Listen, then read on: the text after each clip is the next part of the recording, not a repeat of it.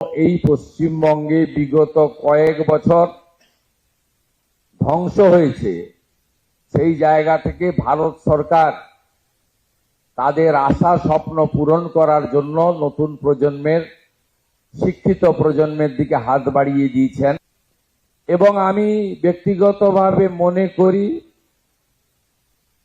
যে ওএমআর ভিত্তিতে যে লিখিত পরীক্ষা হয় তার কার্বন কপি প্রত্যেকটি পরীক্ষায় বসা যুবক যুবতীকে দেওয়া উচিত। It's a very bad practice. Mala fide intention, nepotism, corruption, এই যে ওয়ার্ডগুলো আছে এগুলোকে এনকারেজ করার জন্যই এই ধরনের একটা উদ্যোগ বা একটা মানসিকতা কাজ করেছে।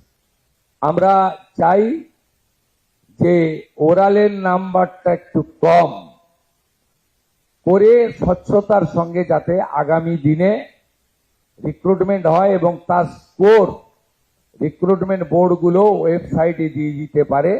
হোয়াটসঅ্যাপ মেসেজ দিয়ে অ্যাপয়েন্টমেন্ট বা রিক্রুটমেন্ট না হয়।